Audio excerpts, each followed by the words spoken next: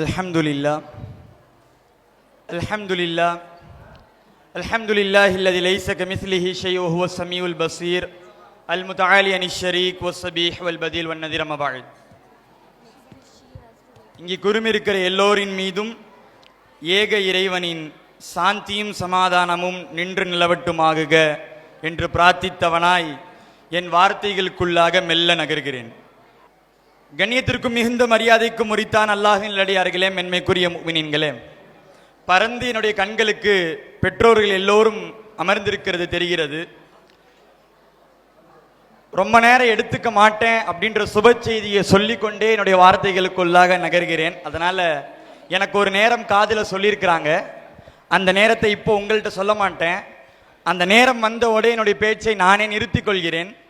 அது வரைக்கும் தாங்கள் அமைதி காக்குமாறு மெத்த பணிவோடு கேட்டுக்கொண்டு வார்த்தைகளுக்குள்ளாக நகர்கிறேன். கண்ணியத்திற்கும் மிகுந்த மரியாதைக்கும் உரித்தான் அல்லாஹ்வின் நல்லடியார்களே, மேன்மைக்குரிய முஃமினீன்களே, பொதுவாகவே இன்றைக்கு பரவலாக தமிழ்நாட்டிலும் பொதுப்படையாக முழு உலகிலும் கல்வி, எஜுகேஷன் ஹஸ் பிகம் மெட்டீரியலிசம். கல்வி அது மெட்டீரியலிசமாக ஆக்கப்பட்டிருக்கிற இந்த வேளையில், கல்வி அது ஒரு ப்ராடக்டாக வியாபார பொருளாக ஆக்கப்பட்டிருக்கிற அந்த வேளையில், கல்வி அது கார்பரேட்டிசமாக ஆக்கப்பட்டிருக்கிற அந்த வேளையில், டுடே தாருசலாம் இல்ல உலகம் எவ்வளவு வளர்ந்தாலும் சரி, நாங்கள் இங்கிலீஷ்ல ஒரு வார்த்தை இருக்கு, வி ப்ரொவைட் ஹோலிஸ்டிக் எஜுகேஷன். ஈருலக கல்வியை, ஒழுக்கமுள்ள கல்வியை போதிக்கிற ஒரு கல்வி ஸ்தாபனமாக தமிழ்நாட்டில் நிறைய கல்வியாளர்கள் இருக்கிறாங்க, என்னை மன்னிக்கணும். விரல் விட்டு என்ற கல்வி ஸ்தாபனங்கள் இருக்கா என்ற கேள்வி தொக்கி நிற்கிற வேளையில் தாருசலாம் இருக்கிறோம், நடத்தி கொண்டிருக்கிறோம் என்ற சான்றாக இங்கு நடத்தி கொண்டிருக்கிறார்கள். நான் கூட முதல்ல இந்த ஸ்கூலுக்கு வரும்போது ஒரு வார்த்தை கேட்டேன் சார்கிட்ட, சார் ஃபினான்ஷியல் சம்மந்தமாக எப்படி சார் பண்ணிக்கிறீங்கன்ட்டு. மொழலாம் எதுவும் சேர்க்கிற வேலையெல்லாம் இல்லை, மொழலாம் வரதையெல்லாம் அப்படியே செலவு செஞ்சிருவோம், எதையும் சேமிப்பெல்லாம் இல்லை. மற்ற பள்ளிகளில் நீங்கள் கேட்டு பாருங்களேன், எவ்வளவு இன்கம், எவ்வளவு எக்ஸ்பெண்டிச்சர், ஸ்டோரேஜ் எவ்வளோ, பேங்க் பேலன்ஸ் எவ்வளோ, இதுதான் பள்ளிக்கூடம். ஹவு மெனி அட்மிஷன், எவ்வளோ எக்ஸ்பெண்டிச்சர், எவ்வளவு சேவிங்ஸ், ஒரு இயர்ல எவ்வளோ டேர்ன் ஓவர்.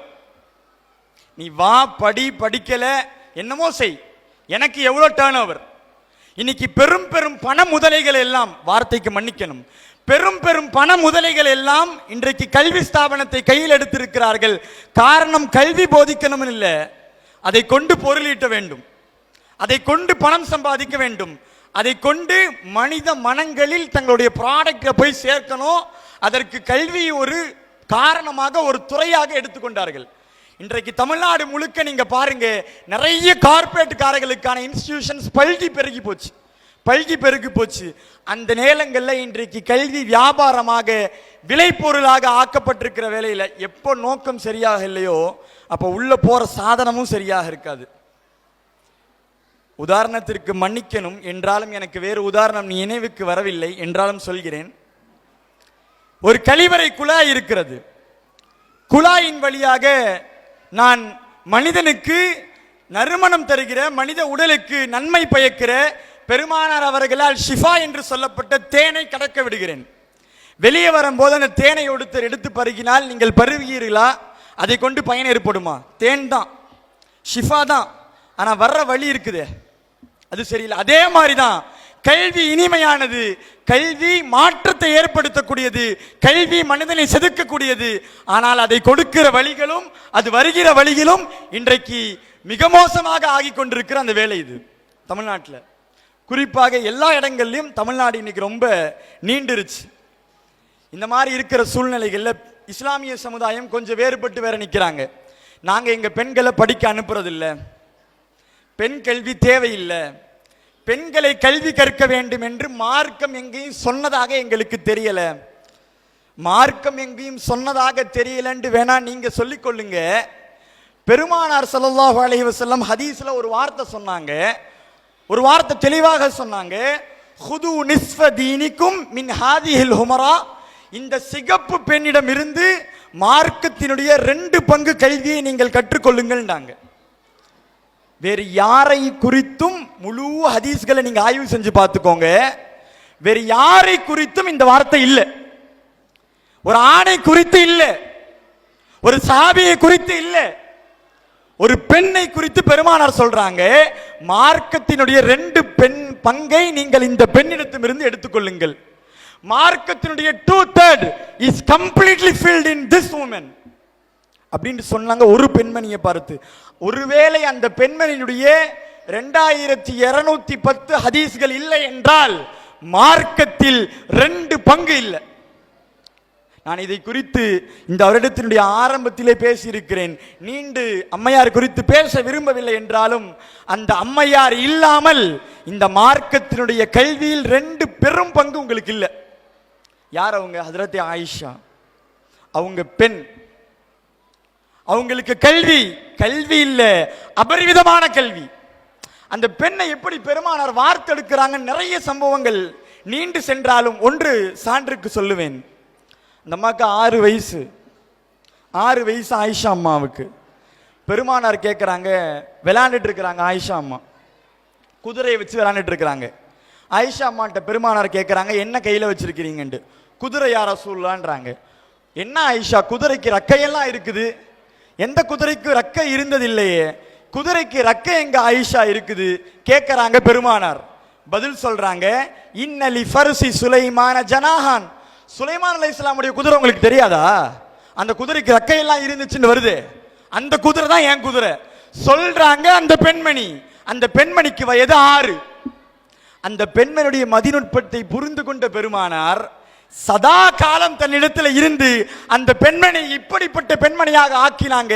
மார்க்கத்தில் அந்த பெருமானாருடைய மரணத்திற்கு பின்னால் அந்த பெருமானாருடைய இறுதி நேரத்தில் சொன்னாங்க, ஹுது நிஸ்ஃப மின் இல்மிக், இந்த பெண்ணிடத்தில் 2 பங்கு நீங்க இல்மை எடுத்துக்கோங்க அப்படின்னு சொன்னாங்க. அந்த பெண்மணியை வார்த்தெடுத்தார்கள். உங்களுக்கு தெரியும், மதரசாக்கள் நிறைந்திருந்த பெருமானாருடைய சபையில் அம்மா ஆயிஷாவுடைய மதரசாவிற்கு மாத்திரம் 300க்கும் மேற்பட்ட சஹாபாக்கள் படித்திருக்கிறார்கள். 300க்கும் மேற்பட்ட ஆண் சஹாபாக்கள் படித்திருக்கிறார்கள். திரைக்கு வெளியே நின்று ஒரு பெரிய முஃப்தி அம்மா ஆயிஷா. அதை வார்த்தெடுத்தவங்க யார்? அவர்களை ஊக்குவித்தவர்கள் யார்? அவர்களுக்கு கல்வி கற்றுக் கொடுத்தவர்கள் யார்? ஈருலகத்தினுடைய தலைவர் பெருமானார் ஸல்லல்லாஹு அலைஹி வஸல்லம்.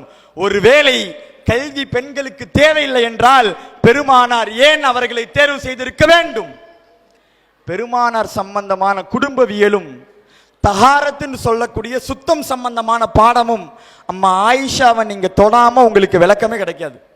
நீங்க புகாரி எடுங்க, முஸ்லிம் எடுங்க, சுத்தம் சம்பந்தமான பாடம் தொடங்கினால் அங்கே வழிநெடுகளும் ஆயிஷா. குடும்பவியல் சம்பந்தமான பாடம் எடுத்தால் வழிநெடுகளும் ஆயிஷா. ஆயிஷாவை விடுத்து நீங்கள் சுத்தத்தினுடைய பாடத்தையும் முழுமைப்படுத்த முடியாது. குடும்பவியல் என்ற நீண்ட பங்கு அது முழுக்க அம்மா ஆயிஷாவினுடைய அறிவிப்புகள். அம்மா ஆயிஷாவினுடைய அறிவிப்புகள்.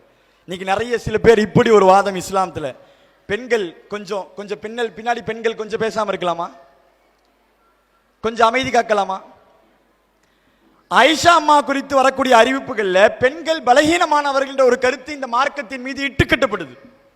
பெண்களை இந்த மார்க்கம் ஒடுக்கி வைத்திருக்குது, பெண்கள் இந்த மார்க்கத்தில் பலகீனமானவர்களாக கருதப்படுறாங்க.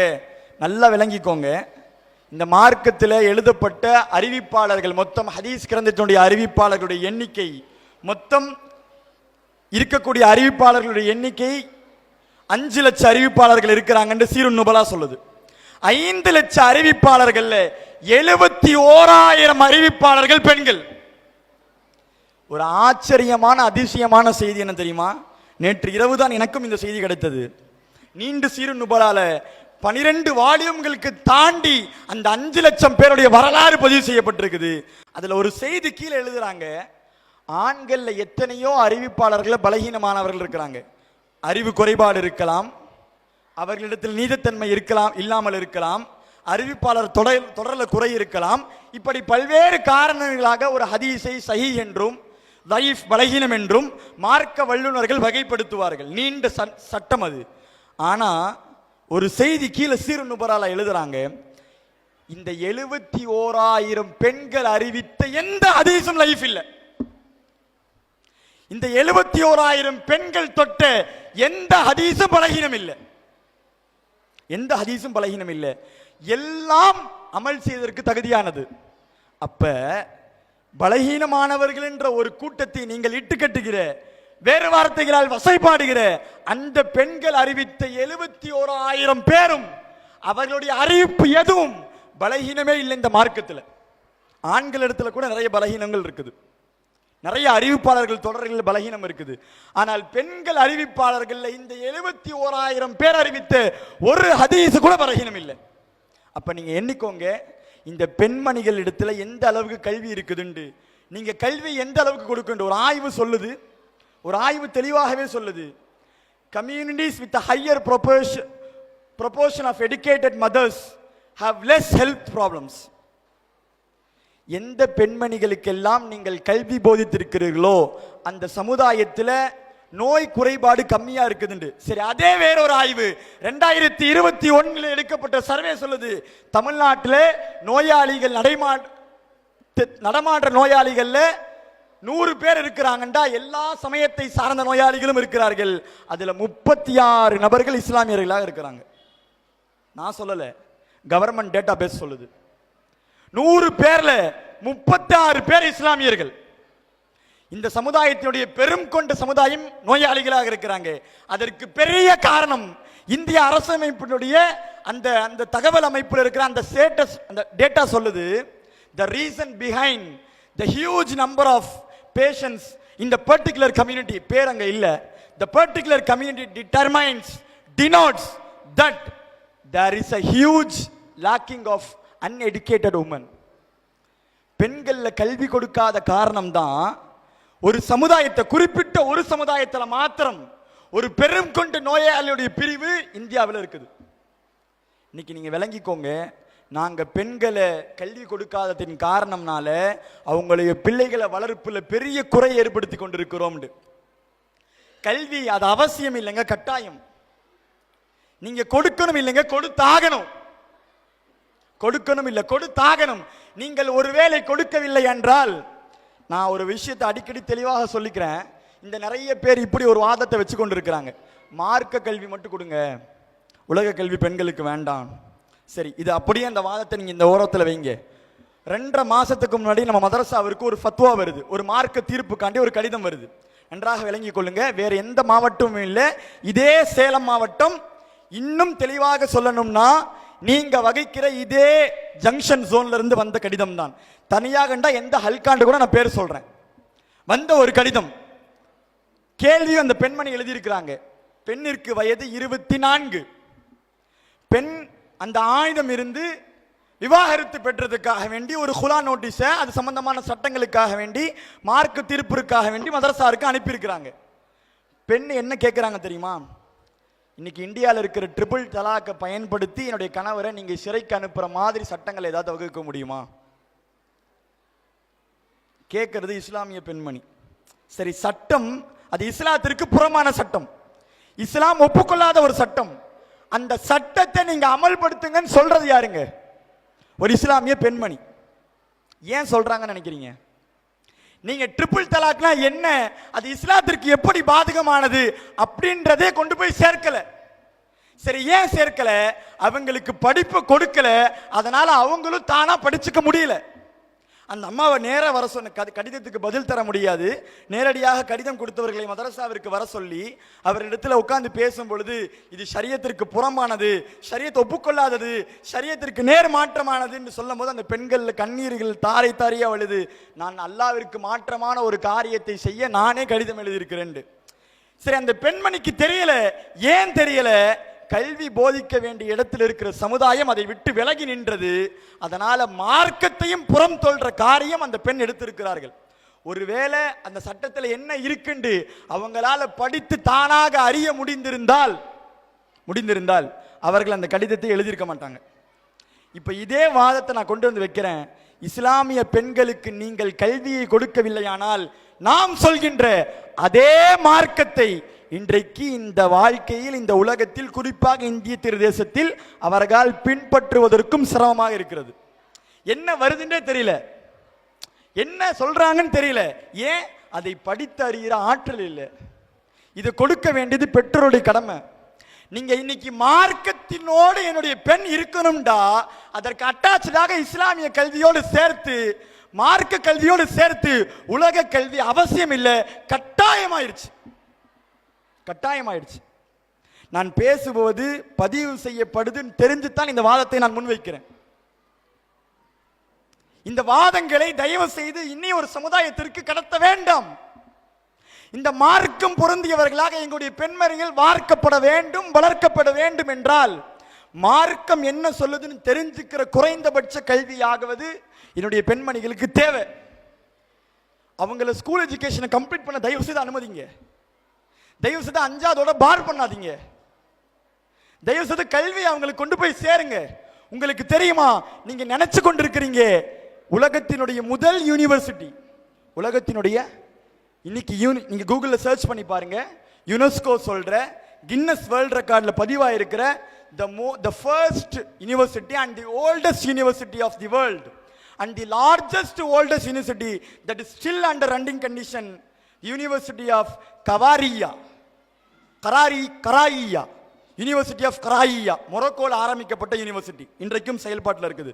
யூனிவர்சிட்டி ஆஃப் கராயியா ஆரம்பித்தவள் ஒரு பெண், ஃபாத்திமா பின்த் ஃபிஹ்ரியா. அந்த மாதிரி தான் அந்த யூனிவர்சிட்டி ஃபவுண்டர். இன்னைக்கு நேத்து இல்ல, 857 AD அவங்க தான் ஆரம்பித்தாங்க முதல் university. The longest and the first university, the oldest university of the world is University of Karaia. இன்னைக்கு உலகத்துல கின்னஸ் வேர்ல்ட் ரெக்கார்ட்ல இருக்குது, யுனெஸ்கோ அங்கீகாரம் கிடைத்திருக்குது. சரி, அதை ஆரம்பித்தவங்க யாரு?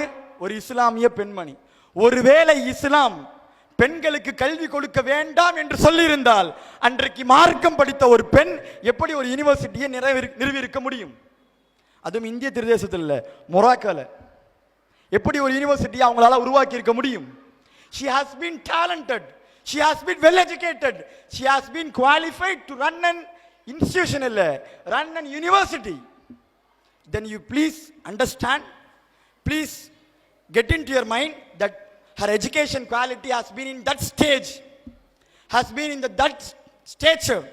She has been qualified with all the capabilities needed to run an institution, not mere institution, a university. A university. அவ்வளவு கல்விகளை இந்த சமுதாயம் கொடுத்திருக்கிறது. ஆனா காலம் கடக்க கடக்க நாங்க என்ன விளங்கி கொண்டோம்னா, மார்க்க கல்வி வேணும், உலக கல்வி வேண்டாம். யூனிவர்சிட்டி ஆஃப் கராயியா ஒருவேளை அப்படி நினைத்திருந்தால், ஃபாத்திமா பின்த் ஃபிஹ்ரியா ஒருவேளை நினைத்திருந்தால், the oldest university of the world, university of Karaia உருவாகி இருக்கவே இருக்காது.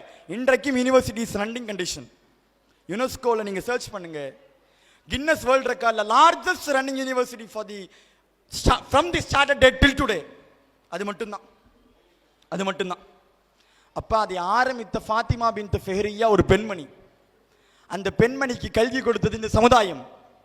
பெருமானாருடைய காலத்தில் நீங்க எடுத்து பாருங்க, முக்கியமான பல பொறுப்புகள்ல பெருமானார் கல்வி சார்ந்த பொறுப்புகள் எல்லாம் பெண்மணிகளிடத்துல தான் ஒப்படைச்சாங்க.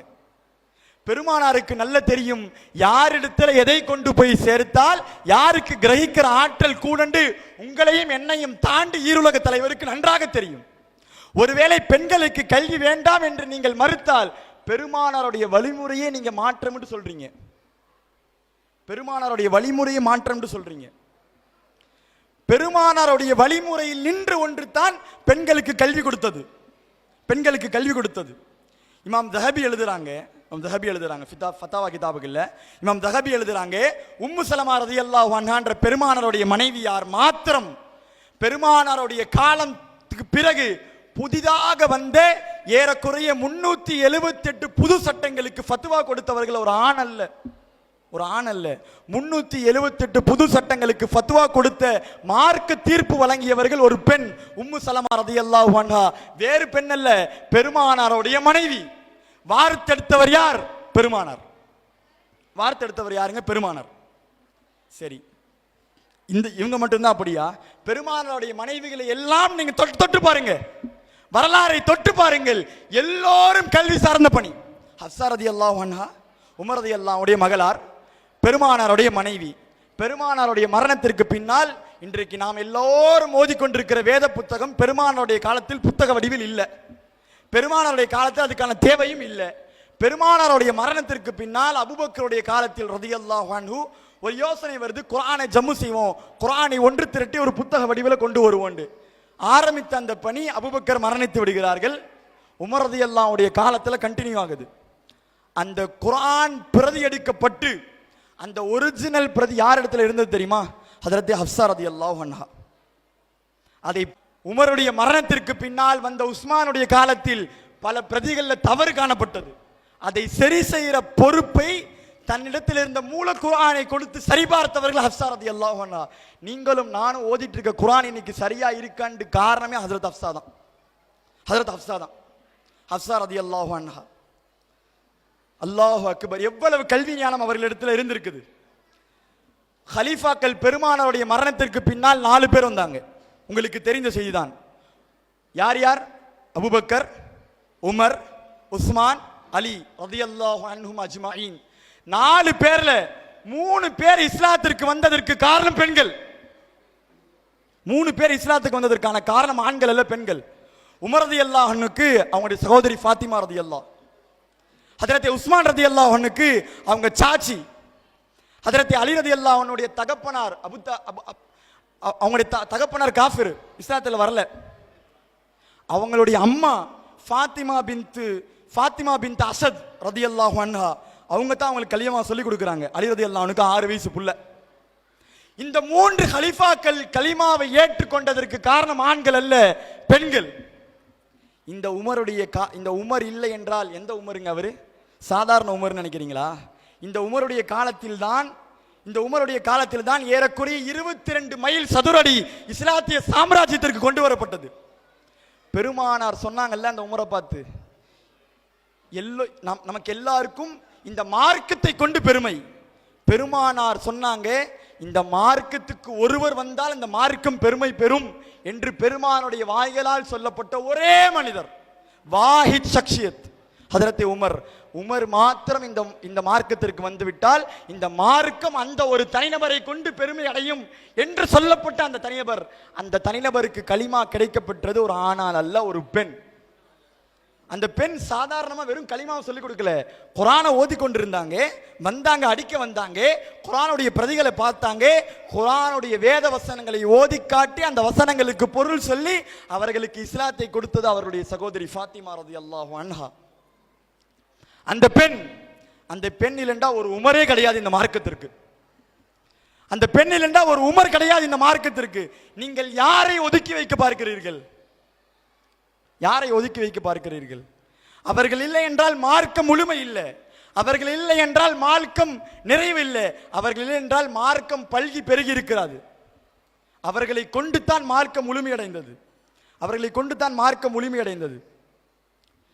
உங்களுக்கு தெரியும், ஹலீஃபாக்கள்ல 2 பேருடைய வாழ்நாட்கள்ல குழப்பங்கள் இல்லை. நீண்ட சம்பவம், நான் உள்ள போக விரும்பல. எனக்கு ஒரு செய்தி அங்க, அதை மட்டும் சொல்லிக்கிறேன். ஹஜ்ரத் அபூபக்கருடைய காலம் குழப்பங்கள் இல்லை. பெருமானார் மரணத்திற்கு முன்னாலே இவர் தான் அடுத்த தலைவர். பின்னால் அபூபக்கருக்கு பின்னால் அபூபக்கர் சொல்லி மரணித்தார்கள், எனக்கு பின்னால் உமர். சரி, உமர் ரலியல்லாஹு மரணத்திற்கு பின்னாடி உமர் யார் என்று சொல்லல. ஆனா ஒரு 4-5 பேர் கொண்ட ஒரு குழுவை நியமிக்கிறாங்க.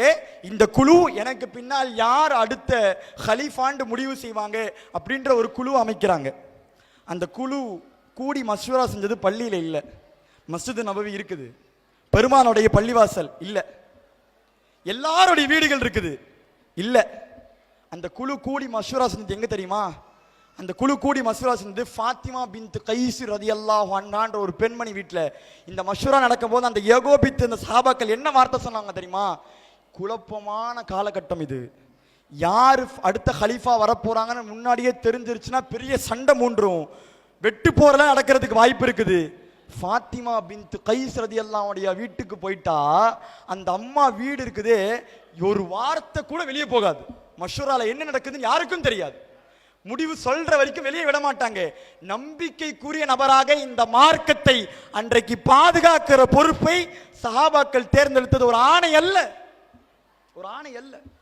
ஒருவேளை உஸ்மான் ரலியல்லாஹு அன்ஹு அமீராக தேர்ந்தெடுக்கப்படுறத வேற ஒரு ஆணுடைய மஷூரா கீழே அவங்களுடைய வீட்டில் அவங்களுடைய மேற்பார்வையில் வைத்திருந்தால் யாரு ஹலீஃபான்னு சொல்றதுக்கு முன்னாடி அது வெளியே வந்திருக்கும், அதை கொண்டு பிரச்சனைகள் ஏற்பட்டிருக்கும். ஆனால் ஃபாத்திமா பின்த் கைஸ் ரலியல்லாஹு அன்ஹா என்ற இந்த பெண்ணினுடைய வீட்டை தேர்ந்தெடுத்து அந்த வீட்டுடைய பெண்மணி அந்த பெண்ணுடைய வீட்டில் இருந்து மஷ்வரா செய்தால் அது வெளியே செல்லாது, அமானிதம் பாதுகாக்கப்படும். இந்த மார்க்கத்தை பாதுகாத்த இடத்தில் இருந்தவர்கள் பெண்கள். நான் நீண்ட வரலாறுகளை கொஞ்சம் கொஞ்சமா அப்படியே பேசிட்டு வரேன். காரணம், வழி நெடுகிலும் பெருமானாருடைய காலம் தொட்டு இன்றைக்கு வரை பெண்கள் இல்லாமல் இந்த மார்க்கம் இல்லை என்று உங்களுக்கு சொல்லுவதற்காக வேண்டி நான் சொல்லி வரேன். அதே உமருடைய காலகட்டம். இன்னைக்கு முதலமைச்சர் தன்னிட கையில எப்பயுமே ஒரு பொறுப்பு வச்சிருப்பாங்க. யார் முதல்வராக வந்தாலும் அவர்களிடத்தில் இந்த ஒரு டிபார்ட்மெண்ட்டை, இந்த போர்ட்ஃபோலியோவை வேற யாருக்கும் கொடுக்க மாட்டாங்க. பொது நிர்வாகத்துறை, காமன் மேனேஜ்மெண்ட், அந்த மேனேஜ்மெண்ட் துறையை பொதுவாகவே முதல்வர்கள் தங்களுடைய கைகளில் வைத்திருப்பார்கள். ஆனா உமர் ரலியல்லாஹு அன்ஹுடைய காலகட்டத்தில் இந்த பொது மேனேஜ்மெண்ட் என்று சொல்ற பொது நிர்வாகத்தில் உமர் ரலியல்லாஹு அன்ஹு ஹலீஃபா தன்னுடைய கையில வச்சுக்கல. அஷ்ஷிஃபா பின்த் அப்துல்லா அஷ்ஷிஃபா ரலியல்லாஹு அன்ஹா அப்படின்ற அந்த ஒரு பெண்ணினுடைய கையில கொடுத்தாங்க. கொடுத்தது யாருங்க? உமர். சரி, உமர் குறித்து ஒரு வார்த்தை மட்டும் சொன்னா போதும். ஹதீஸ்கள்ல பெருமானார் சொன்னாங்க, இன்னல்லாஹ யன்திகு அலா லிசானில் உமர வ கல்பி. உமருடைய வாயிலையும் நாக்கிலையும் அல்லாஹ் பேசுறான்டாங்க. உமரை குறித்து ஒரு வார்த்தை போதும். இன்னல்லாஹ யன்திகு அலா லிசான உமர வ கல்பி. உமருடைய நாவலியும் கல்விலையும் அல்லாஹ் பேசுறான்டாங்க. இந்த உமர் தான் பொது நிர்வாகத்துறையை தான் கையில வச்சுக்காம எல்லா அரசர்களும் முதல்வர்களும் பொது நிர்வாகத்தை தான் கையில வச்சுப்பாங்க. ஆனா உமர் என்ன செஞ்சாங்க? பொது நிர்வாகத்துறையை தூக்கி அஷ்ஷிஃபா பின்த் அப்துல்லா ரலியல்லாஹு அன்ஹா என்ற பெண்மணி கையில கொடுத்தாங்க. மதீனாவுடைய பொது நிர்வாகத்தை நீங்க பாருங்க. நான் பேசுறது அம்புலி மாமா கதை இல்ல, நீண்ட இஸ்லாமியினுடைய வரலாறு சான்றுகள், நீண்ட இஸ்லாத்தினுடைய வரலாற்று சான்றுகள் கொடுத்தது உமர் ரலியல்லாஹு அன்ஹு. உமர் ரலியல்லாஹு அன்ஹு உங்களுக்கு தெரியுமா? இப்னு அசாக்கிர் ரலியல்லாஹு அன்ஹு அவங்க, இப்னு அசாக்கிர் ரலியல்லாஹு அன்ஹு பெரிய வரலாற்று ஆசிரியர். 12 வால்யூம்ஸ் கொண்டு ஒரு கிதாப் எழுதினாங்க. 12 வால்யூம். அந்த 12 வால்யூம் உடைய புத்தகத்தில், அந்த புத்தகத்தின் பேரு அத்தௌவல்லாம். அல்லாஹ் அந்த கிதாபை எழுதியிருக்கிறாங்க. அந்த கிதாபு 12 வால்யூம் கொண்ட அந்த கிதாபு ஷகாவி ரஹ்மத்துல்லாஹி அவங்க எழுதுறாங்க. சரி, ஷகாவி ரஹ்மத்துல்லாஹி அலைஹி யாரு? சும்மா போற போக்கில் எழுதுறவரா? இல்ல. நீங்க எல்லாம் இன்னைக்கு சொல்றீங்க இல்ல, புகாரி புகாரி புகாரி, புகாரி கிரந்தத்தில் ஆதாரம், புகாரி கிரந்தத்தில் ஆதாரம். அந்த புகாரிக்கு எல்லா கருத்து வேறுபாடு உள்ளவர்களும் இந்த விரிவுரையாளரின் கருத்தில் வேறுபாடு கொள்வதில்லை அப்படின்னு புகாரிக்கு ஒரே ஒரு விரிவியலையார் தான் இருக்கிறார். எல்லா கருத்து வேறுபாடு உள்ளவர்களும் இந்த விரிவுரையாளரின் கருத்தில் வேறுபாடு கொள்வதில்லை அப்படின்னு புகாரிக்கு ஒரே ஒரு விரிவியலையார் தான் இருக்கிறாரு. அவங்க யார் தெரியுமா? ஃபத்ஹுல் பாரியுடைய ஆசிரியர் ஹாஃபிஸ் இப்னு ஹஜர் அஸ்கலானி ரஹ்மத்துல்லாஹி அலைஹி. ஹாஃபிஸ் இப்னு ஹஜர் அஸ்கலானி, அந்த ஹாஃபிஸ் இப்னு ஹஜர் அஸ்கலானுடைய நேரடி மாணவர் ஷகாஃபி ரஹ்மத்துல்லாஹி அலைஹி அவங்க 12 வால்யூம்ல ஒரு கிதாப் எழுதுறாரு, அத்தௌவல்லாம். அந்த 12 வால்யூம்ல ஏறக்குறைய 1075 பெண்கள் இந்த மார்க்கத்திற்கு சேவை செய்திருக்கிறார்கள். அவர்களுடைய வரலாறுகளையும் அவருடைய சேவைகளையும் பதிவு செய்திருக்கிறாங்க. இது நீண்டு தேவை. அவங்களுடைய பிரபல்யமான புத்தகம் ஃபத்ஹுல் முகைஸ், ஷாஃபி மதினுடைய மிகப்பெரிய சட்ட புத்தகம் அது ஃபத்ஹுல் முகைஸ். அது எழுதின இமாம் ஷகாவி தான் 1075 பெண்களுடைய வரலாற்றை தனி புத்தகமாக 12 வால்யூம்ல பதிவு செஞ்சிருக்கிறாங்க. அத்தௌவல்லாம். அரபியில இன்றைக்கும் அந்த புத்தகங்கள் இருக்கிறது, படித்து பாருங்கள். 12வது செஞ்சுரியிலே எழுதிட்டாங்க. கண்ணியத்திற்குரியவர்களை, இஸ்லாமிய பெண்கள் அவர்கள் இந்த மார்க்கத்திற்கு செய்த பெரும் பணி. சரி, இந்தியாவில் பெண்கள் இன்னைக்கு தான் என்னோ பெண்களை ஓரம் கட்டுறாங்க. உங்களுக்கு தெரியுமா இந்தியாவில் புகாரி எப்படி வந்துச்சுண்டு? இந்தியாவில் முதல்ல புகாரி கிதாப், நம்ம எல்லாம் இன்னைக்கு ஆதார புத்தகமாக சொல்றேன், சஹீஹுல் புகாரி. இந்தியாவிற்கு சஹீஹுல் புகாரி வந்தது ஒரு பெண்ணினுடைய கையெழுத்தை கொண்டு தான். முழு சஹீஹுல் புகாரியை எழுதி அந்த பிரதி எடுத்து அந்த பெண்மணி கொடுத்து அனுப்பினார்கள். அதுதான் இந்தியாவுக்குள்ளாக புகாரி ஷெரீஃப் வந்தது. அரபு முகல்களுடைய பீரியட்ல குரான் பிரதிகளுக்கு பிரிண்டிங் இல்லை. அது எழுதினது எல்லாம் பெண்மணிகள் தான். வாழ்க்கை முழுக்க எழுதுவாங்க. திருமணம் செய்யும் போது அந்த குரானை அவங்க வீட்டுக்கு கொடுத்து விட்டுருவாங்க. குரான் பிரதிகள் முழுக்க பாதுகாக்கிற பணி அது பெண்களுடைய கையில் கொடுக்கப்பட்டிருந்தது. தவறு ஏற்படுமாயின், தவறு செய்பவர்களாயின், குறை உள்ளவர்களாயின் வேத புத்தகத்தை கொண்டு போய் ஏன் அவர்கள் கையில் கொடுக்க வேண்டும்? கண்ணியத்திற்குரியவர்களே, மார்க்கம் பெண்களை உச்ச அந்தஸ்தில் வைத்திருக்கிறது. கல்வி குறித்த எல்லா பணிகளிலும் பெண்கள் நீடித்து நிறைந்திருக்கிறார்கள். பெண்கள் நீடித்து நிறைந்திருக்கிறார்கள். என்னால் நிறைய சான்றுகள் சொல்ல முடியும்.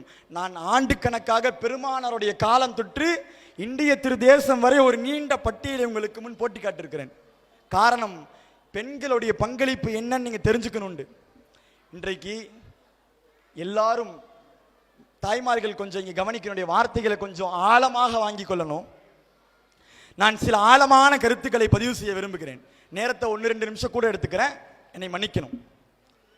இன்றைக்கு கல்வியை நீங்க கொடுத்துருக்கிறீங்க, கல்வியை கொடுத்து கொண்டிருக்கிறீங்க. அந்த கல்வியை கொண்டு நீங்கள் எதிர்பார்ப்பது என்ன? எதிர்பார்ப்பது என்னங்க? பெண் கல்வியை கொண்டு நீங்க என்ன எதிர்பார்க்குறீங்க? கொஞ்சம் யாராச்சும் பதில் சொல்லலாமே, யாராச்சும் பதில் சொல்லலாமே, கொஞ்சம் தெரிஞ்சுக்கிறேன் என்ன செய்யறது. பெண் கல்வியை கொண்டு எதிர்பார்க்கப்படுவது என்ன? யாராவது? Anyone from the crowd? ஆசிரியர்களும் பதிலளிக்கலாம்,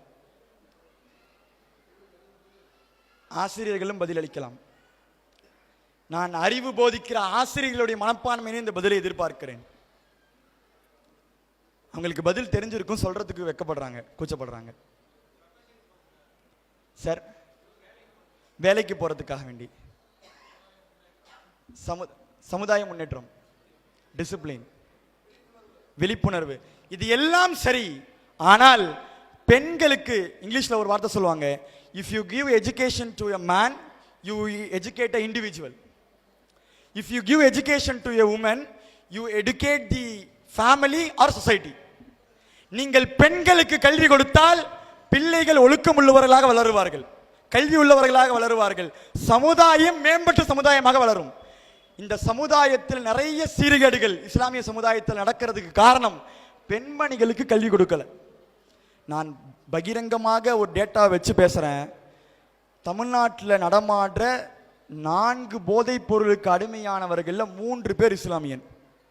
நான் பேசுறது போற போக்கில் சொல்ற வார்த்தை இல்லை.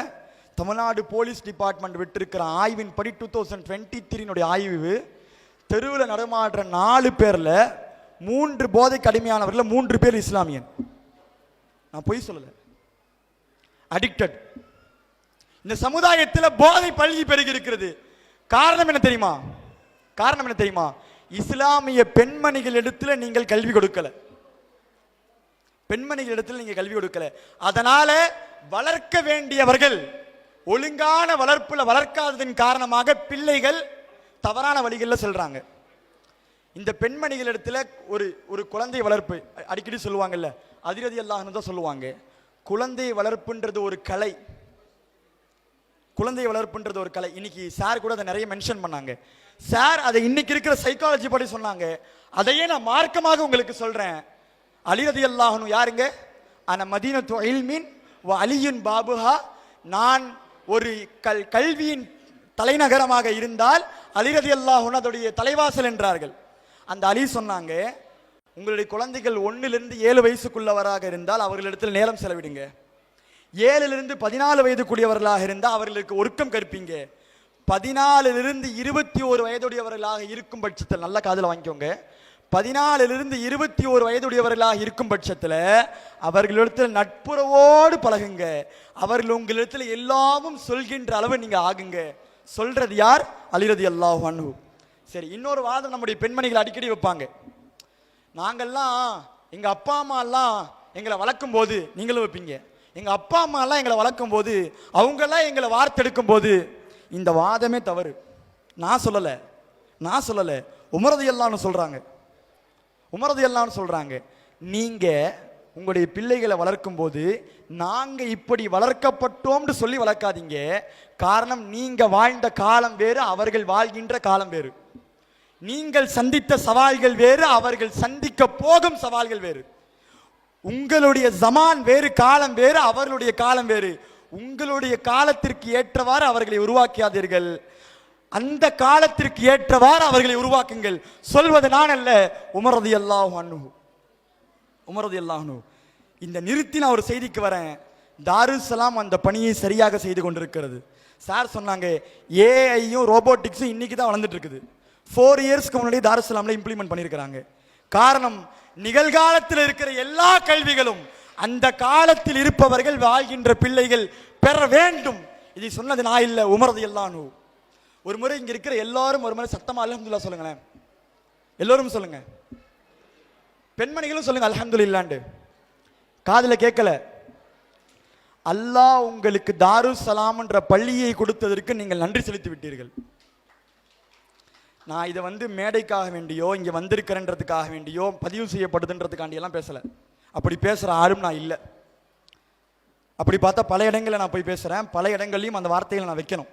இது வரைக்கும் நான் ஏடிய மேடைகளில் தாருஸ்ஸலாம் தவிர வேற எந்த வார்த்தையும் நான் இது வரைக்கும் வச்சதில்லை, எந்த பள்ளியிலும் பேசியதில்லை. இது வரைக்கும் நான் பேசிய பள்ளிகளுடைய எண்ணிக்கை 32 கடந்திருக்கு. எந்த பள்ளியிலையும் இந்த வார்த்தையை அல்லாஹ்க்கு பயந்து சொன்னதில்லை. அல்லாஹ்க்கு பயந்து சொன்னதில்லை. தாருஸ்ஸலாம் இந்த கல்வி ஸ்தாபனம் கிடைத்ததற்கு நீங்கள் அல்லாஹ்வுக்கு நன்றி சொல்லுங்க. அல்லாஹ் ஹாஜி மன்னான் சாபுடைய கபரை 100ஆல் நிரப்புவானாக.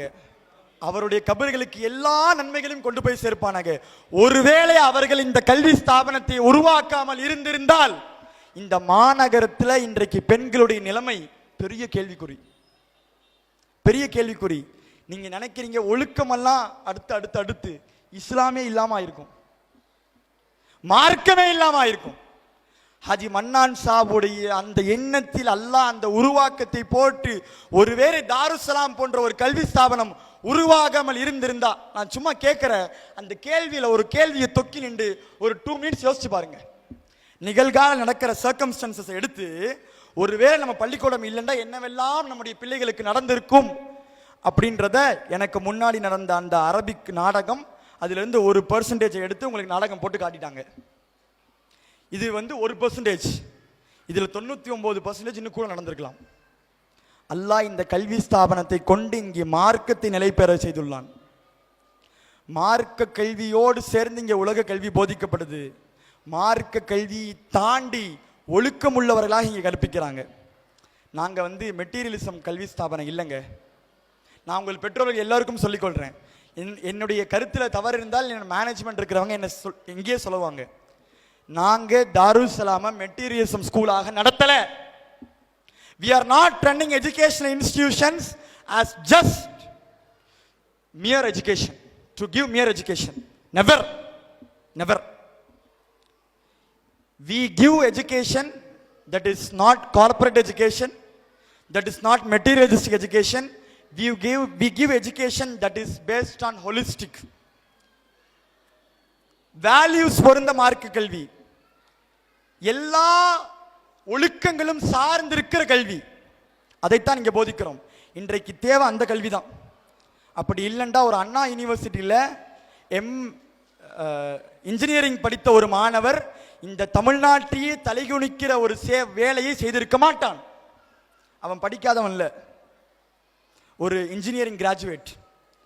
He is doing such an horrible thing in a prestigious university. He is educated. சரி, அந்த கல்வி என்ன செஞ்சுச்சு? ஒழுக்கம் போதிக்காத, பெண்களிடத்தில் எப்படி நடந்து கொள்ளணும்னு சொல்லாத, சமுதாயத்தை மதிக்க தெரியாத அந்த கல்வி என்ன கல்வி அது? அந்த கல்வியை கொண்டு என்ன பிரயோஜனம்? இன்றைக்கு எங்க உட்கார்ந்துருக்காங்க? எங்க உட்கார்ந்துருக்காங்க? சிறைச்சாலையில். அப்ப படிச்சு என்ன ஃபைதா? அந்த படிப்பு என்ன கொடுத்துச்சு? அந்த படிப்பு என்ன கொடுத்துச்சு? இன்னைக்கு சிறைச்சாலையை கொடுத்து தான் கல்வியா? இந்த கல்விக்கு நேர்மாற்றமான கல்வி தான் தாருஸ்ஸலாம்.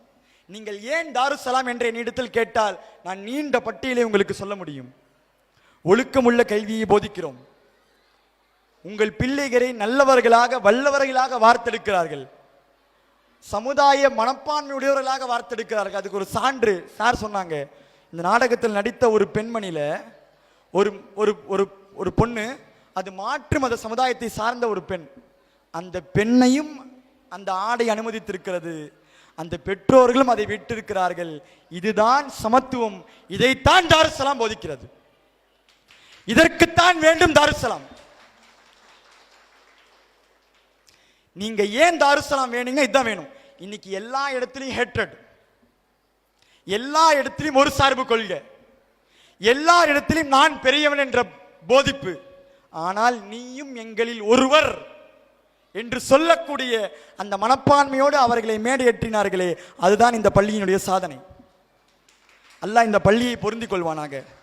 இந்த பள்ளியில் முயற்சி செய்த ஹாஜி மன்னான் சாப் உட்பட அந்த நிர்வாக அங்கத்தினுடைய நீண்ட பட்டியல் எல்லோரையும் அல்லாஹ் பொருந்திக் கொள்வானாக, எல்லோரையும் அல்லாஹ் பொருந்திக் கொள்வானாக. இந்த பள்ளியில நீங்க ஒருவேளை நீங்க நிறைய இன்ஸ்டிடியூஷன்ஸ் இருக்கலாம், நான் யாரையும் இங்க நீங்க சேர்க்கணும்னு சொல்ல வரல. இந்த கல்வி ஸ்தாபனத்துக்கு நான் அம்பாசிடரும் இல்லை. ஆனாலும் சமுதாயத்தின் மீது அக்கறை கொண்டவனாக ஒரு வார்த்தை சொல்றேன்.